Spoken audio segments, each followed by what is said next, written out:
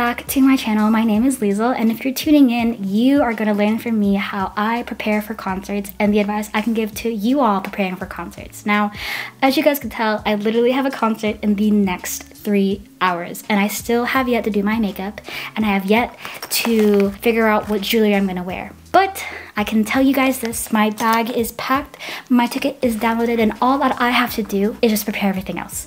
So I guess in terms of jewelry pieces, I am lucky enough that Ana Luisa has sent me a couple pieces to try on. So I'm gonna show you guys what they sent.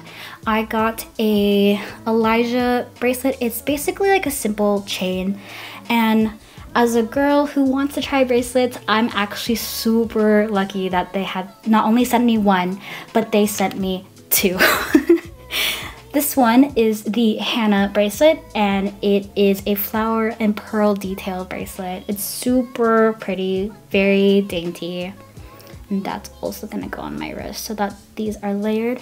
What's cool about this little setup here on my wrist is that both of these are very light, very dainty. Lastly, they sent me this necklace. This is the Lori necklace. It has a cute little chain connecting here at the bottom of the necklace. So I'm gonna go ahead and put this on my neck. And I want to thank Ana Luisa for sponsoring a portion of this video. Ana Luisa is a New York-based jewelry brand. The cool thing about them is that they take pride in all the jewelry that they produce. Not only are they sustainable, they also test each of their jewelry pieces to make sure that they are long-lasting, tarnish-free, allergy-free. If you are looking for new jewelry pieces to spice up and elevate your style, especially your fits for concerts, I definitely recommend Ana Luisa jewelry. And for this being the first sponsored portion of any video on my channel, I am so lucky that it is Ana Luisa who is sponsoring it. And that's because for me, a lot of the creators that I follow and support, they have also been sponsored by Ana Luisa. So in my head, it's like I am following in their footsteps. So like I mentioned, if you are interested in any of these pieces, go ahead and click the link in my description below and use code Liesl20. I still get chills when I say my code. And go ahead and order yourself a couple of cute pieces, especially the Elijah, Hannah, or the Lori. Thank you again, Ana Luisa, for sponsoring this portion of the video. Now, without further ado, I gotta go to this concert. But I'm gonna leave you with Liesl, aka me, who's going to explain to you how to properly prepare for concerts. So, I will see you guys later.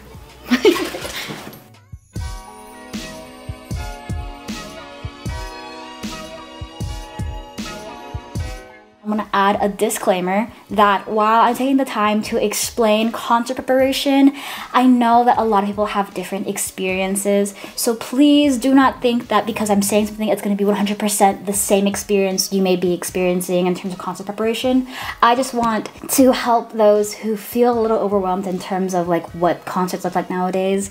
So if there is something that I don't mention in the video or something that you're a little confused about, go ahead and leave a comment down below. I would love to help you find an answer to your question, to your concern, as I have been helping a lot of people with the Ticketmaster questions in the last Ticketmaster video. Let's go ahead and get into the video. I feel like first things first in terms of concert preparation is just confirming the type of ticket you have.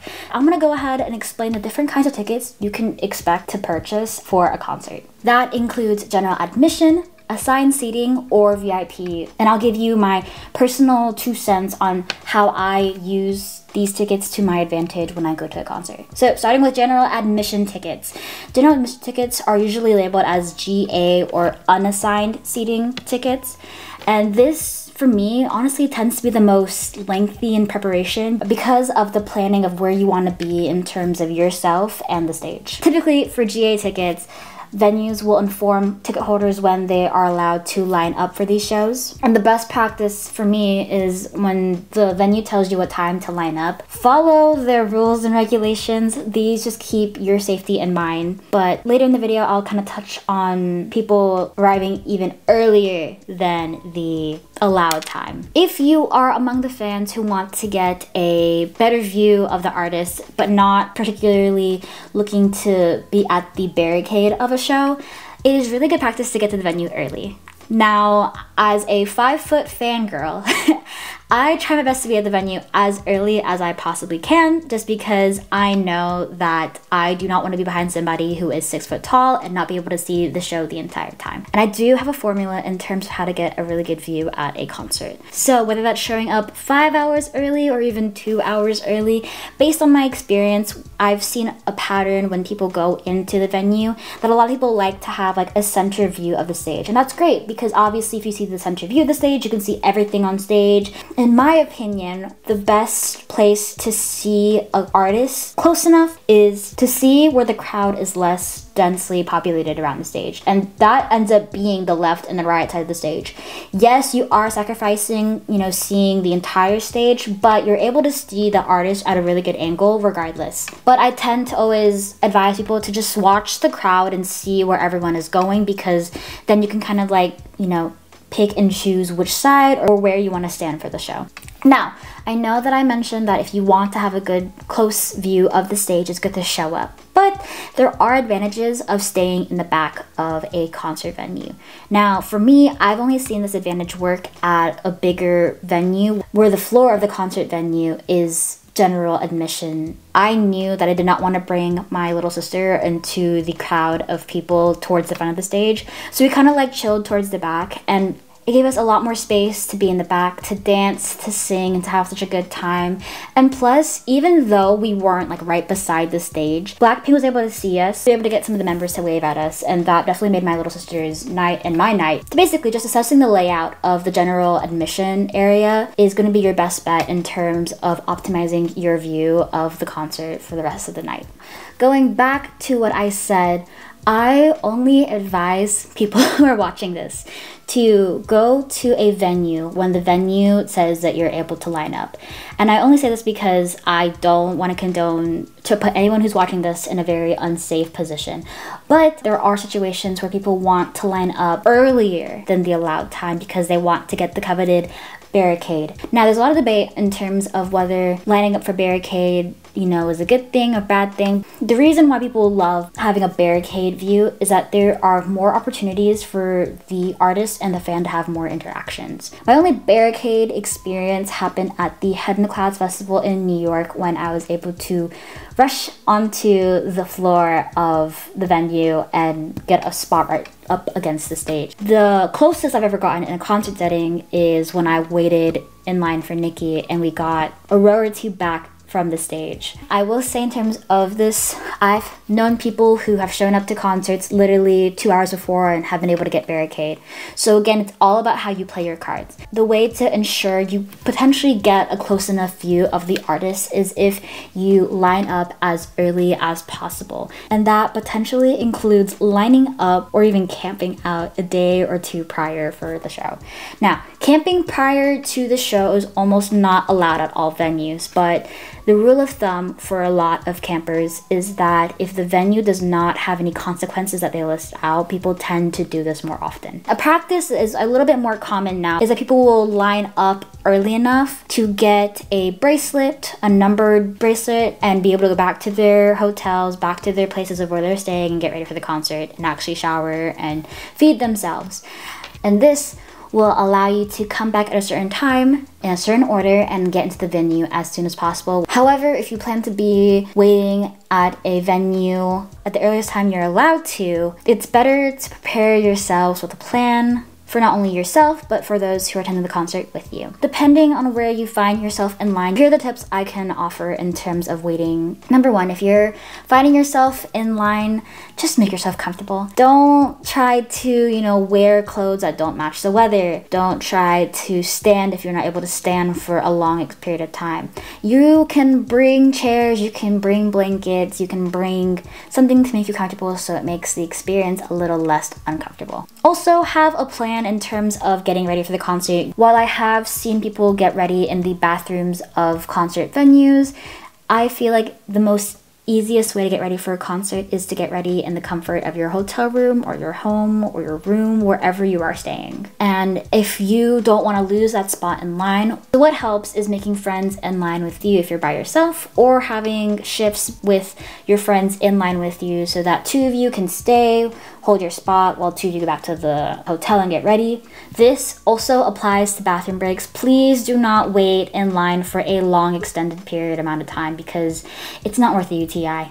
Please go to the bathroom when your body tells you it needs to go to the bathroom. The next tip I can give is pre-pack food and drinks in line, or even utilize a third-party delivery app to deliver you food in line. You're better off having energy for the concert instead of keeping yourself hungry. You're better off hydrating yourself so that you know you're not going to be at the concert venue and passing out. That's the last thing artists want, is for their fans to be dehydrated and hungry at a show. So please take the time to pre-pack yourself snacks. For the Nicki concert, when we lined up at 2 o'clock, we had gone to eat lunch beforehand, and we also brought food from where we ate lunch to eat while we were waiting in line.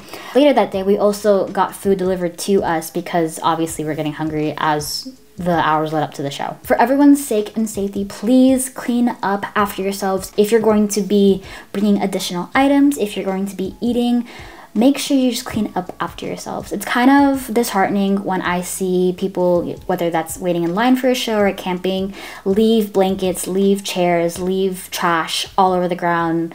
My best course of action is, if you have someone in the area that can come and pick up your stuff, have them bring them back to the hotel or to your home, wherever you are staying. If not, when you're going back to the hotel and getting ready, have someone bring back your stuff so you're not just leaving it out on the street.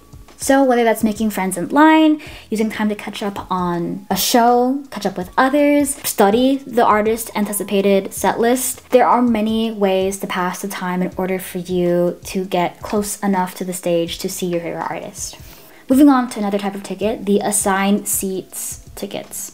Now, typically assigned seating is for venues that are very large. These tickets are denoted by a section, a row, and a seat. In this case, the closer to the stage you are, the more expensive the ticket is, and vice versa. While being close is a really good, positive experience, I also think you could be tactical with selecting your seat. Now, for me, when I'm selecting an assigned seat, I know that I have to double check that the seat is not obstructed in any way. Also, for someone who is short like me, I tend to choose seats in the lower bowl because I know if I'm on the floor, even if it's assigned seating on the floor, I may be stuck behind someone who is a little taller than me, and I'd rather not risk it. And if you are still hopeful for any sort of fan interaction during the concert, I actually have found a lot of luck getting fan interactions being in that lower bowl. Because 1, it helps me save money, and 2, it helps me position myself so that the artist can see me. And this helped me at the Head in the Clouds Festival because that was in a stadium, and those who weren't in VIP had stadium seating. So I sat at the edge of the lower bowl section, right in the viewpoint as when artists are like kind of walking the stage towards the right side, and I was in that first row. I was able to get so many interactions with each of the members in itzy that I didn't even think it was happening in real time. Other seats that can potentially give you an opportunity to interact with your favorite artist are seats that are facing the catwalk of the stage. However, if you're purchasing tickets for an artist and you realize you don't want to spend too much money to be super close and you don't really care, a lot of big venues will utilize the large screens so that fans are able to see their artists perform, and you'll be able to enjoy the concert regardless of where you sit. So have fun. The last type of ticket I want to go over today is the VIP concert ticket. Now, I've never purchased a VIP ticket myself because these tickets tend to be the most expensive, but sometimes the VIP tickets are definitely worth it based on the perks that they're offering, whether that's meet and greet with the artist, early entry, preferred parking, sound check, or even the VIP lounges. These tickets are typically sought out first at concerts just because they allow fans to have unique experiences. If your favorite artist has a VIP package, I definitely recommend looking into it, seeing if it is in your price range. Typically, artists will either have one specific VIP ticket or they'll have VIP packages broken down by price to make the experience a little more accessible to those who are able to purchase those tickets. Hopefully, because there's a lot of artists that I love that are rumored to be going on tour, I'll be able to purchase my first VIP ticket. But I will say the only tip I can provide in terms of a VIP package is just listening to the venue's instruction on where and when to be at the venue. You do not want to miss out on meeting an artist because you got to the venue too late. I think it's like packing my concert bag. You're not able to go into the venue consistently and a lot. Thank you again to Ana Luisa for sponsoring part of this video. Check out Ana Luisa and use my code LIESL20 to save 20% off of your next purchase, or click the link down below in my description. And as always, I will see you guys in the next one.